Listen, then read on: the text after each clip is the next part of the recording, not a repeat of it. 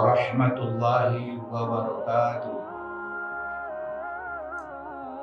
Alhamdulillahi rabbil alamin wa bihi nasta'in ala amri dunya waddin. Wassalatu wassalamu ala asyrafil anbiya'i wal mursalin sayyidina Muhammad wa ala alihi wa ashabihi ajma'in. Rabbi shrah li sadri wa yassir li amri wahlul 'uqdatam min lisani yafqahu qawli. Faqala Allah ta'ala fil Qur'anil Karim, a'udzu billahi minasy syaithanir rajim. Bismillahirrahmanirrahim. Ya ayyuhalladzina amanu kutiba alaikumus syiyam kama kutiba alal ladzina min qablikum la'allakum tattaqun. Shadaqallahul adzim. Saudara-saudara seiman dan sekeyakinan, pada kesempatan ini kita bersua kembali melalui alam maya studio mini, studio dakwah Majelis Ulama Indonesia Kota Pematang Siantar, di dalam suasana Ramadan 1445 Hijriah. Kita bersyukur kehadirat Allah Subhanahu wa Ta'ala. Allah masih memberikan usia yang panjang kepada kita, sehingga kita dapat menghirup suasana Ramadan dalam keadaan sehat walafiat.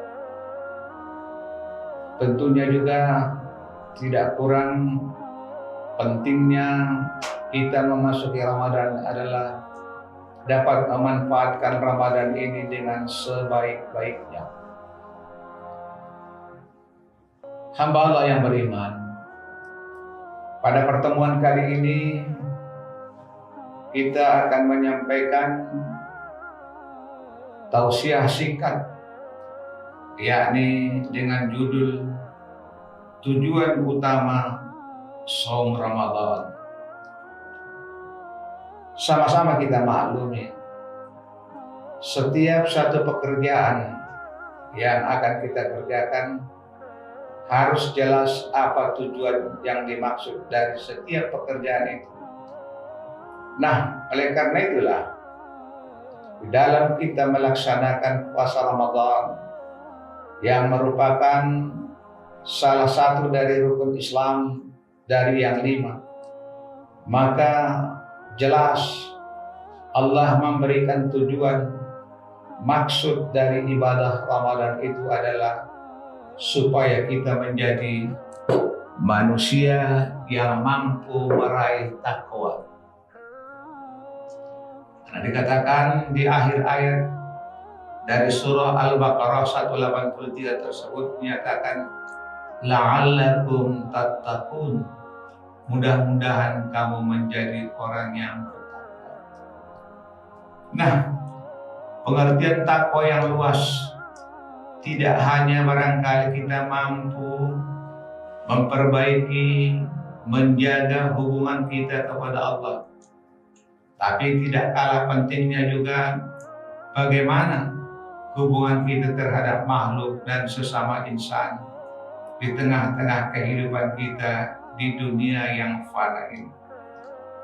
Bagaimanapun bagusnya ibadah ritual yang kita laksanakan kepada Allah, yang sering disebut dengan istilah takwa personal, yakni ketakwaan pribadi kita, hendaknya harus diiringi juga dengan takwa yang bersifat sosial, yakni kesalehan sosial kita juga harus muncul.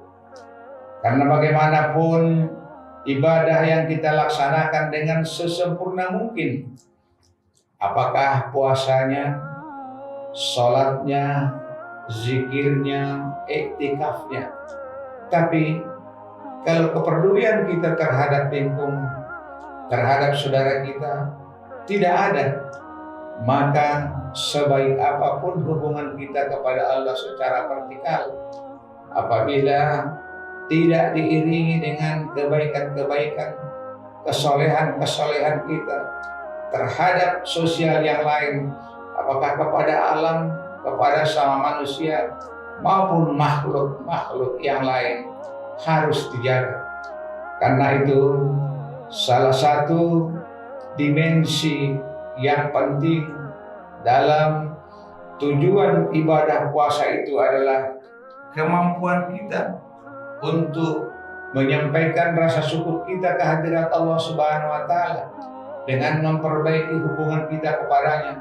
Tapi juga tidak kalah pentingnya bagaimana kita mampu untuk memberikan sesuatu yang terbaik kepada sesama manusia. Misalnya, tentunya kita sudah merasakan bagaimana haus, dahaga, lapar orang yang berpuasa. Kita merasakan haus, lapar adalah karena kita melaksanakan ibadah puasa. Tapi ada saudara-saudara kita yang merasakan haus, dahaga, kelaparan dan lain sebagainya. Mereka merasakan itu bukan karena puasa, tapi karena memang tidak ada yang mau dinikmati, tidak ada yang mau dimakan, tidak ada yang mau diminum, sehingga merasakan bagaimana pedihnya perutnya ketika lapar. Barangkali dapat kita rasakan ketika kita melaksanakan ibadah puasa. Sehingga dengan melaksanakan ibadah puasa ini, kita akan mampu memperlihatkan di dalam kehidupan kita bagaimana perasaan saudara-saudara kita yang lapar, sehingga timbullah rasa sosial kita peduli terhadap mereka. Dalam kepedulian itu tentunya dengan ringan tangan kita akan memberikan bantuan kepadanya, sehingga buah daripada takwa yang kita laksanakan dengan saum ini juga adalah kepedulian yang akan makin meningkat terhadap kepada saudara-saudara kita.